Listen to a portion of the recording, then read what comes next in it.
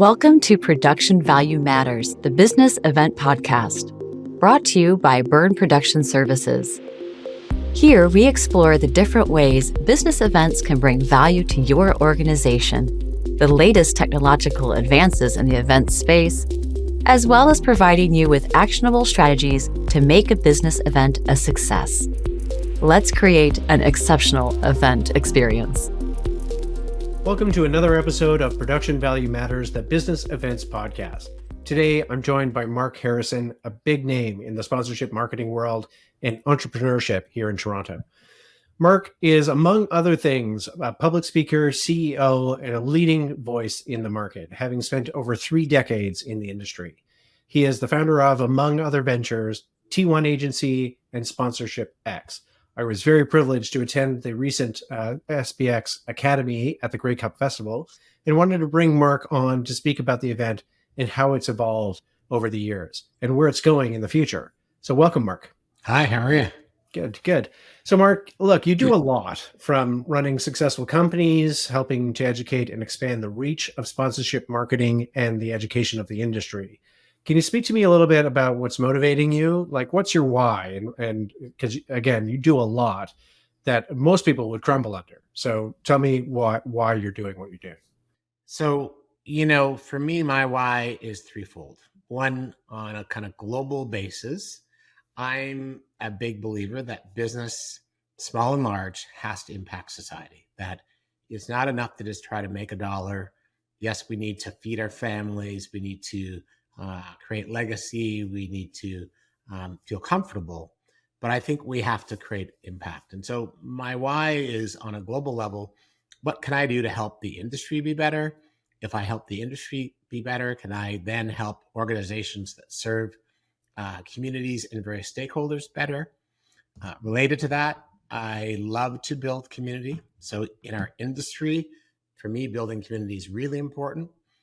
Building community for me means that today you and I could be having this podcast, but tomorrow your company might be servicing one of my companies, and maybe next week one of my companies is serving one of yours, or maybe someday we're business partners, or maybe it's as simple as you just need an intro. So I believe we need to impact society. I think we need to build community. And for me personally, I love learning. So the ironic thing about hosting my conference, and the sort of hidden secret to it, is when I'm not on stage, I am paying utmost attention to everybody, what they're talking about, what are the trends, planning those conferences. I'm out having conversations like this, finding out what's happening in the world. And so that's kind of the internal thing for me, is I just can't sit still, not just physically, but intellectually. Yeah, absolutely. So, okay, let's talk about SBX Academy and how did that start and what's your current role? Yeah, so we'll probably maybe talk about it as Sponsorship X first. The iteration you went to was the Academy. It actually started in 2005 as the Canadian Sponsorship Forum. We rebranded to Sponsorship X. Easy for me to say. We rebranded, and I can't even say the word. But when I started it, it was really a result of having attended multiple U.S. conferences and hearing case studies and presentations about programs and activations and partnerships that were a budget that were just massive compared to Canada. I thought we need to do something that is about Canadian learning for Canadians. But I also just didn't want to do a conference where we sat around in a hotel room. So we've embedded ourselves into events, partnerships, festivals, even charities, so that we always have, as the one you attended was part of the Grey Cup Festival. Recently, we were at South by Southwest. We always have an immersion, not a backdrop, like we're fully immersed. And so as we forward to today, you attended the first time we did an academy, and we called it that because usually our events are multiple days. Usually there's an overnight component to it. And usually there's a lot more kind of hospitality. And we decided that the day that the event you came to would be a little bit more focused on learning and development and tools and techniques versus networking and inspiration. Okay. And so who is SBX Academy then designed for? And are they more, and what benefits can they gain from it? You mentioned education and training. Is that the main focus? So when I look at, Sponsorship X, we really look at it from kind of threefold. One is we want to inspire you as an individual. I think that one of the most powerful things about live experiences, whether it be a music festival or a sermon or a business meeting, is am I, as a member of that delegation, that congregation, that fan base, am I going to leave inspired to change my behavior, think a different way, perceive the world differently? So that's one. The second is really upgrade, help improve your capacity. So your own learning, as you mentioned, information, education. For us, that piece is vital. What's the state of the art? What's happening? What's new? And then the third piece is along the lines of building community. Back to what I talked about before. It's really about belonging. It's about, I don't talk about networking. I'm not a big fan of people going to a conference and networking because most networking is camouflage for selling. I believe it's about belonging. Going back to that community-based building I was talking to you about earlier, I think, how can I make you feel like I'm welcoming you into my kitchen or to my cottage or to my table, and that you belong and that we can build relationships that will last long beyond the changing of our titles or our roles. And so that's part of that wider rebrand of Sponsorship X into SBX Global. Is that correct? And how have those motivations changed since its inception in 2015 or 2005? Yeah, so we rebranded in 2018 to become Sponsorship X because we wanted to go global. We ran an event in Montpellier, France. We ran an event in Nashville with the National Football League. We were all set. My bags were packed to go to the Tokyo 2020 Olympics. I don't know. Did they happen? 20. Yeah, they had a late, right? Late, didn't they? Yeah, they happened late with no fans. And so that we just, in 2005, a big imperative was Canadian learning for Canadians. Obviously, as you and I know, the world is a much smaller place, even though physically it hasn't changed. And but we felt being the Canadian Sponsorship Forum wasn't a name that would export. And so we went with Sponsorship X because we believe that the X is sponsorship plus belonging, sponsorship plus information, sponsorship plus an experience, you name it. And so the SBX Global is our latest offering. And what we're now doing is building a membership community for people to meet folks from around the world. I literally had a meeting this morning with somebody about becoming a potential partner in kind of the Indo-Pacific region. And so in the world, if you build it, they will come. I would call us in soft launch. Yeah, there's some stuff on our website. There's ways to get involved. We're talking to some partners. We haven't made a lot of noise about it. But the goal ultimately is to create this platform, sort of like a business club, if you will, where people can trade opportunities and ideas and leads. And what that completely manifests itself, I'd love to tell you I have figured out. I don't. But I would say it's no different than any business or charity that I've started. There's a kernel of an idea which is related to a problem. And that problem is, think about this year in the Olympics, people are building things in their home countries, putting them on ships, taking them to Paris, reassembling them there. It's going to happen. Then they'll tear them down and bring them back. And so what if you're looking for, a technology vendor, an AI vendor, what if you're looking for, how do I ensure that I have the right team around myself? And so building those leads, that information and that ecosystem. But also I would just say, I don't really know how to word this, but it's almost like professional friendship. That's how I'm going to word it, which sounds weird, but I don't mean it like we're paying to be friends, but in a way, that's what membership groups are about. You think about young presidents organizations, you think about associations. That's one of the reasons we do it, right? Is to be with like-minded people. Yeah. So on the website, you're quoted as saying, and I'm going to read the quote exactly here. So join XBX Global to redefine your career in sponsorship and marketing, embracing a world of unmatched opportunities for growth, global networking, and continuous learning as we elevate the art of sponsorship marketing to new heights. Yeah. So how do you foster and feed that global network? And what activities and materials are you providing to be able to make those connections? Yeah.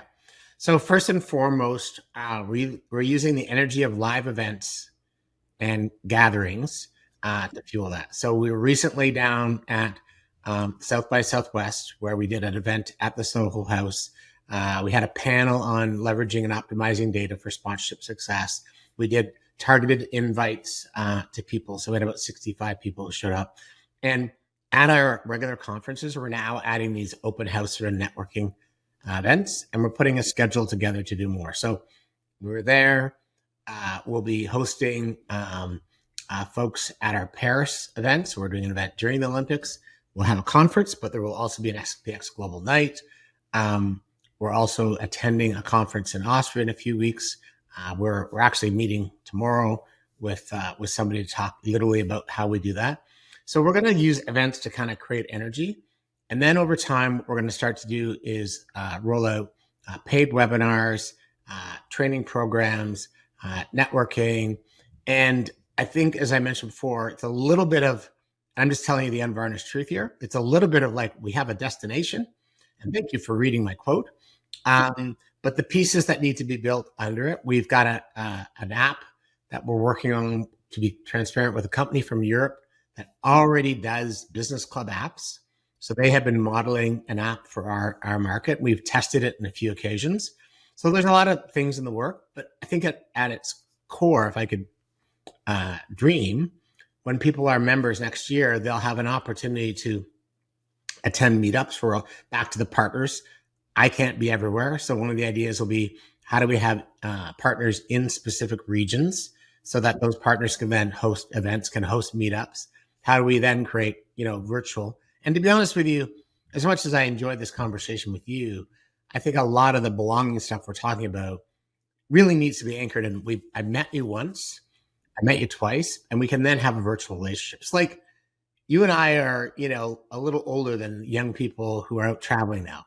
They'll go, but I have people in my team, and they'll go to, to Portugal, and they'll have met somebody for a day, and then they're best friends for life because they have these things, right? But I think it starts with that human interaction, that human occasion, that human moment. Yeah, absolutely. And so, the SBX Academy at Great Cup, was that what, just to make sure I've got it right, was that the first SBX Academy event? It was the first Academy event, and we are planning on launching more of those. And one thing you may have noticed about that event, we really target it from a price point and access point for a kind of younger cohort. Whereas if you show up at our conference at Whistler, it's more directors and VPs, et cetera. And so part of it, as I said, part of it was a test and learn. We had never done an event before that was a full day. Prior to the pandemic, we had rolled out in Toronto a bit of a speaker series idea as well. So now what the team's doing is, we've got some big events coming up, but we're looking at which one of these make the most sense and what should the frequency be.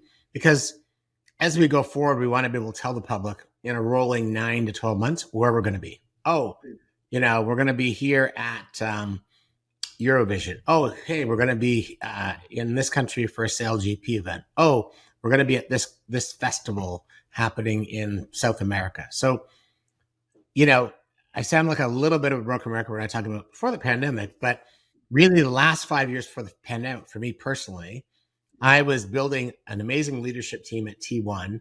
I literally told them in 2017, in 2022, I'm going to still own this business, but you're going to run it. I'm going to build Sponsorship X globally. And so now we're just dusting off that plan, but the world's changed a bit. And if you think about creating this sort of plan in 2018, 2019, if I said to you, oh, I'm going to run monthly webinars, you would have gone, what? You're nuts. Nobody wants to do that. Yeah. Well, the world has certainly changed. And so how did it go? Like that first SBX Academy, was there a particular learning? Was anything surprised you, or did it go off exactly as you had planned? There was a big learning / big screw up. Did you know what it was? No. I was an amazing attendee who was like, this was super great, and I left super positive. Now you're going to ruin my perception of the past. I love this. No. I hope I don't ruin your perception of the past. We really comprehend that because most of the people were kind of coming from the GTA to Hamilton, that by the time they had got to 3:30 or 4 o'clock and a lot of the formal stuff had ended and we were taking people downtown for the Activation Street Tour, and then we rented a restaurant for a private dinner, that people were done and they wanted to get home or go on the go. So our dinner didn't have the numbers that I expected, because even though we planned it to be not an overnight event, I had this overnight model in my head. So fast forward a little bit later this year when we ran our event with the NHL All-Stars in Toronto, on the Wednesday night before our conference kicked off on Thursday, we had a big reception and it was packed. So that was our mistake. But overall, we were very happy with it. I'd say from a data standpoint, the things that really got us excited was we've seen on our pages new followers. I would say that most important thing for us was we saw a lot younger cohort. So again, we priced it to be affordable to either those who work at organizations that couldn't afford to come. And when I say affordability, I mean both time and money. You know, sometimes those things, like you might have the money, but you don't have the time. And I feel like, so on a data standpoint, more followers, more email subscribers. It also became a really interesting sort of bridge to new partnerships. So it allowed us to introduce the product to some people. So yeah, and you know, it's funny. My team sort of says to me, well, you're the only one who noticed the dinner thing. And, you know, at the end of the day, and not sound crass, we made money on the event. So the cost covered it. So yes, we would have made more money if I had booked a half smaller dinner, but I just felt badly for those who did come, who were expecting to do more networking. So that was a key lesson, which is don't put a headline up saying I'm going to have a day-long event and then make it into an event that requires you to stay overnight. Yeah, 100%. That being said, I did enjoy the dinner. It was lovely. Yeah. So let's go about how you go into planning an event of that scale. Do you have particular strategies for building a team to operate that kind of an event? So we have a team that's in place that manages content, our speaker liaison, speaker content, speaker recruitment, speaker briefing. We have a team in place that is actually in Portugal and Ireland that does all the back end from a customer journey standpoint. So the minute you jump out of our socials and into our chain of registering right through to getting the app, that's all done by some folks who have known for a long time. We have an execution team that we rent from one of my companies. I have a marketing comms person, and I have a partnership leader, and then we plus up. But I would say the most important part of planning is really on these kind of principles. We first talk about, like, who do we want there? So is this event aimed at new folks? So for example, when we look at what we're thinking about for the new academies, one of the areas we're really keen on is how do we create something that's magical and affordable for non-for-profits and charities. So we like to think about who do we want there? And in relation to that, it obviously has a direct input by who our partner is, right? So if we partnered with Sick Kids, we partnered with Stampede, we partnered with Carnival. So who do we want there? What do we want them to feel? And then what we really look at is how do we have a nice balance between content, inspiration, networking. So, to your point, coming to the SBX Academy, one of the things we knew is that people have a perception about the Canadian Football League, but because the stadium was dressed for the Grey Cup, it has an even more elevated brand presence to it. So we knew that things like locker room tours and stadium tours would actually have an impact and that people would enjoy that. So that planning piece really starts with who's coming? How do we want them to feel? What do we want them to learn? And how does that mesh with the partner? Because obviously some partners just aren't going to work for certain environments, right? So, it's not really rocket science that our event with the Olympics is going to be about global partnerships. But what is more nuanced is that whenever we go to Whistler, our themes are always very personal. So our theme this summer is the future of brand champions, not the future of brands. You are a brand champion, building your own brand, building brands for clients.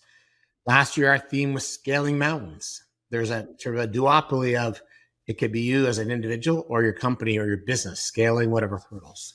So when we go to Whistler, we probably, if I had a dashboard, or I have no musical skills, so I don't even know what, I'm trying to pretend I'm mixing something here and I'm failing. But we're pushing inspiration up in Whistler, right? And so talk to me a little bit about SBX Global 2024. That's the one that's happening in tandem with the Olympics. Like what can people expect? No, sorry, to clarify, SBX Global will be the membership club. So Sponsorship X is the overall. So we've decided, when we go Sponsorship X with a city, that is a multi-day sleepover event. And SBX Academy will be one-day pop-ups. What will people expect in Paris? Now I need to clarify. So Sure. SBX Global is the community. Yeah. Sponsorship X is the multi-day overnighter. And then there's the one-day academies. So I suppose what I'm asking is, so if you're listening to this episode and you're like, I'm totally in, it's in 2024, and I want to get involved, what are you looking forward to in 2024? I think there's a few things. So one is our upcoming events. We have Whistler still to come. We still have the Paris Olympics still to come. We have not decided, but we need to by May 1st if we're going to have a fall event. So you came last year to the Academy. The year before in 2022, we did a full Sponsorship X in Montreal, tied in with the Men's World Cup. So we obviously weren't there, but we had Bell and CIBC as partners. So we had a big Team Canada viewing party for the opening game. So I would say if you're out there thinking about it, it's events that are happening. We are going to roll out slowly benefits and features of SBX Global. So you'll start to see things like private webinars. You'll start to see some content that we'll start sharing. Again, the best way I can say this, Matthew, is like, as opposed to we've perfected the product and we're running a big marketing campaign. We're leading with the product with no noise. Okay. It's a little bit of discovery. We're working with some of our key partners to have people because I'm a firm believer that market research in a glass vacuum is not real. So we're going to test some things. Does this content that we're sharing work? Do these webinar events work? And I think you'll also see a little bit of a almost news angle, our own take on what's happening in the sponsorship industry. So that's what you'll feel in SBX Global. And hopefully, although I don't know if we'll get it ready for this year, there'll be a couple of training things. And definitely the app will be ready. And I can say that because I've actually paused the app. I saw it about a month and a half ago. There's a few things that I just wanted to tweak, and we're so busy on other planning. But the app team is ready to go. And so once we get it out there, it's a little bit of it's not if you build it, will they come? It's if we build it, what are we going to learn from it? And then refine and keep it going. And I think one of the things we also are debating, as our conversations illustrated, is our branding clear enough, or should we just call the whole thing Sponsorship X or SPX or whatever? So lots to do. Yeah, absolutely. I really like this. This is actually reminding me of an interesting conversation, and I wonder about your opinion on this. One of our early episodes, we interviewed Nick Borelli, who's a sort of an expert in bridging the world of tech into events. Because in the world of tech, it's test and measure iterations, right? Yeah. We're the best we've ever been, and we will only be better tomorrow. Yeah, which is harder to do in the world of live events because of the expectations on that $1 million executional budget that it better be perfect. And so I love this approach that you're taking right now, which is that test and iteration. Like, we don't know. Like, we know that we want to build live experiences and build a community and build sharing and networking and education, but we're going to test it. And if it fails, we're going to shift. But if it's successful, we're going to find out why it's successful and build more iterations on that. So kudos to you on that. And I'll give you a real life example. So when we started this thing, we were going to do one conference a year and move it around. And at the end of the conference, the first few years, the close after the closing keynote was everybody would wait for where are they going to be next year. And one of the things we wove in that was kind of magical was we put little Easter eggs, timely, little hints out there, and we'd have a contest, and you would enter in the app. Probably it was on paper the first year, where you thought we were going. And if you're one of the people that guessed correctly, you could actually win a trip to next year's event. And then we'd always have next year's host show up. So when we were in Vancouver at the Grey Cup, and the next year we knew we were going to the Stampede had a bunch of people come in and did a white hat ceremony. I don't know if you know what the white hat ceremony is. Yeah, I've seen that. Yeah. So, and everybody got a white hat. When we went from one year, we did back-to-back Montreal.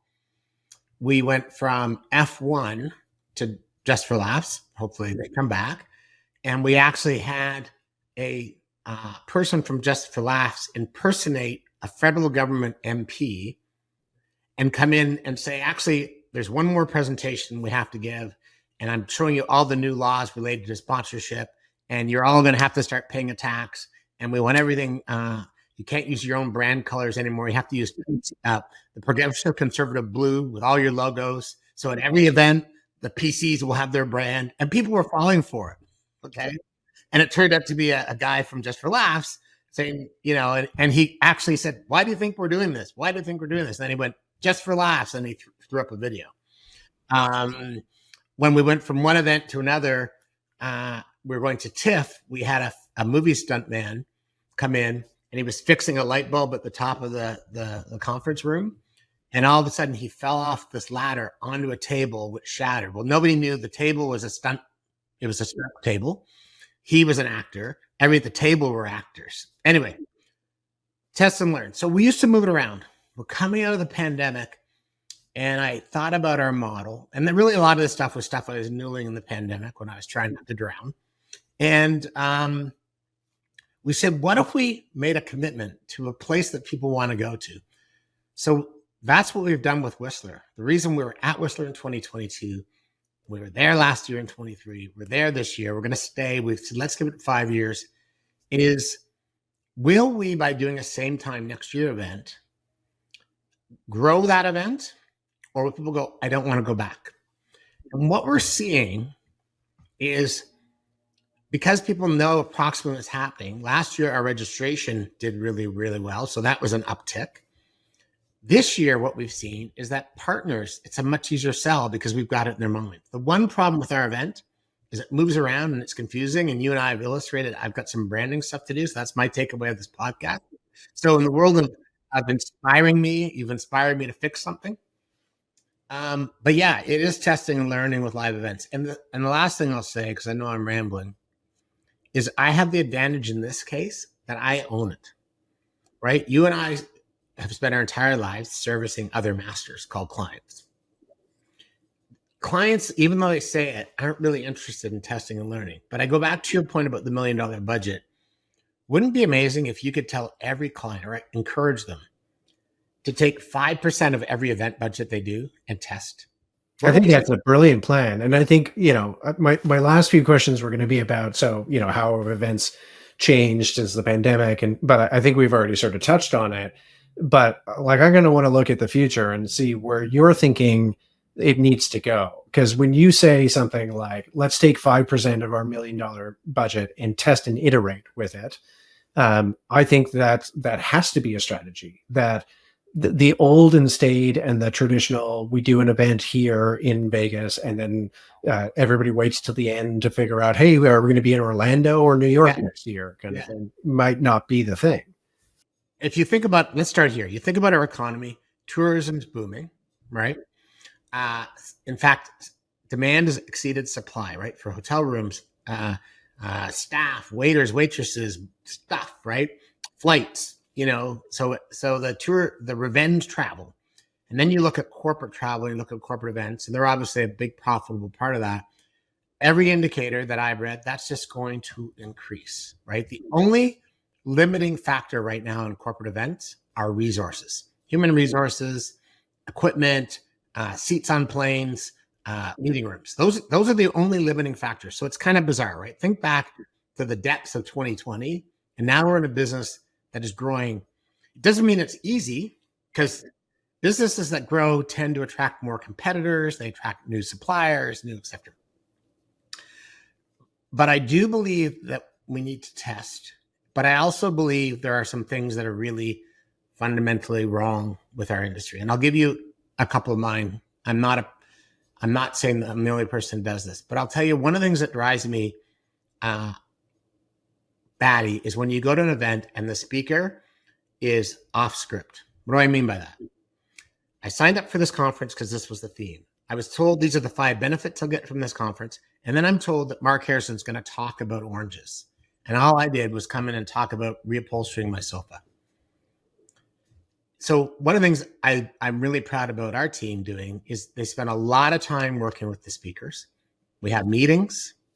We have, we write a tight outline for them. We send it to them. We get them to prove it.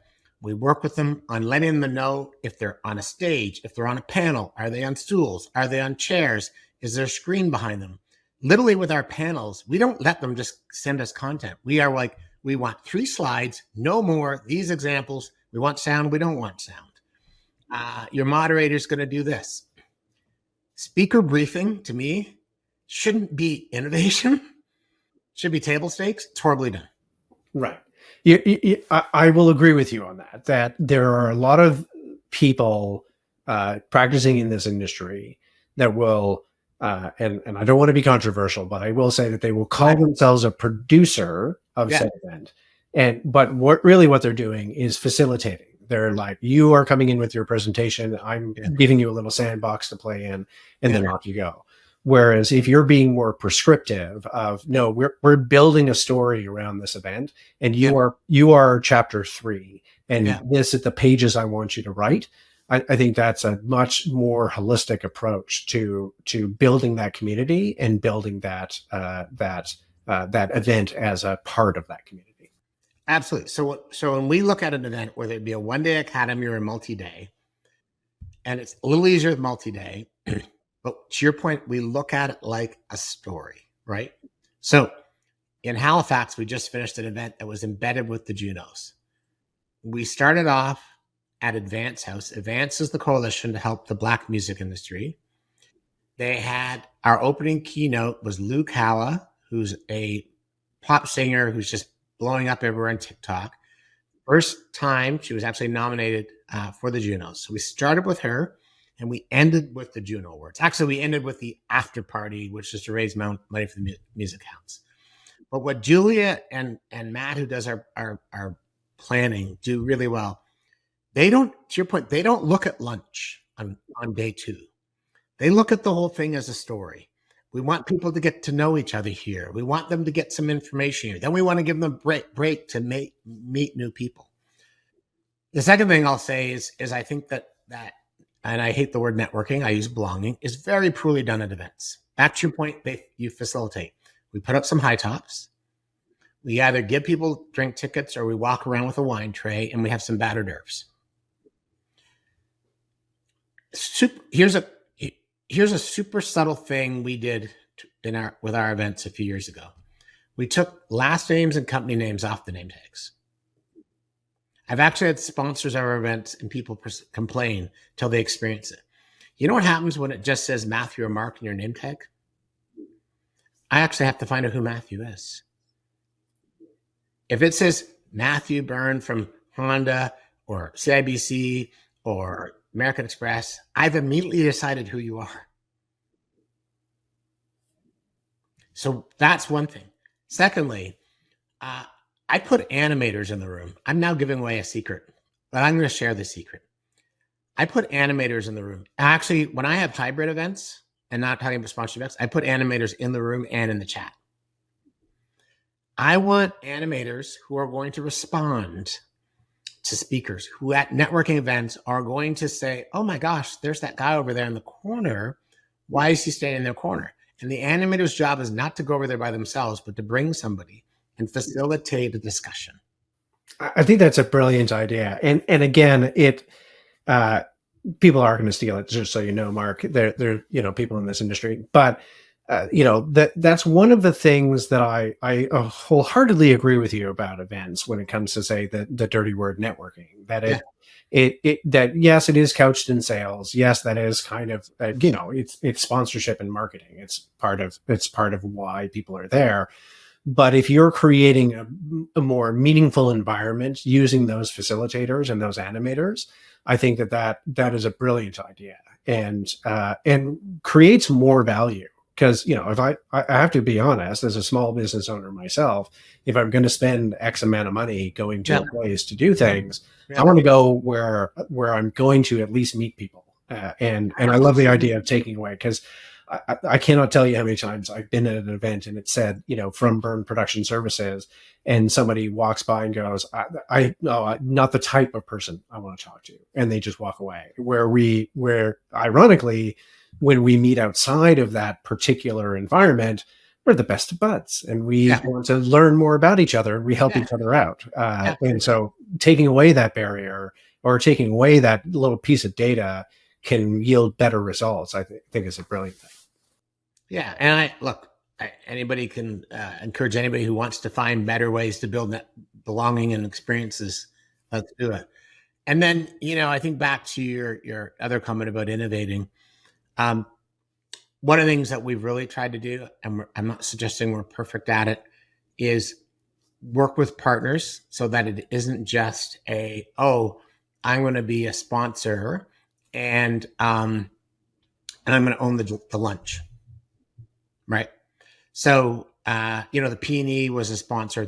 Formerly the Pacific National Exhibition was a sponsor of the event you went to, and I hope you got our ebook link after the conference. They were the education partner. So they funded that ebook. So people got recordings of the sessions, etc. The P&E said to me, we want to educate people about the P&E. And I said, then you should be the education partner. Not exactly rocket science, but better than rubber chicken. The other thing that they did was they really wanted to talk to marketing agencies like Wasserman and Saltex C and Momentum. So they actually funded 24 young people to attend the conference you were at for free. And then what we facilitated is we reached out to the leaders of all those companies and said, do you have a young Matthew who could really benefit from this event? And because the P&E is doing a program, and they'll pay for young Matthew to come. So they knew it was sponsored. They were like, yeah, sure, that's great. Matthew was excited. And then all the P&E did was say hi.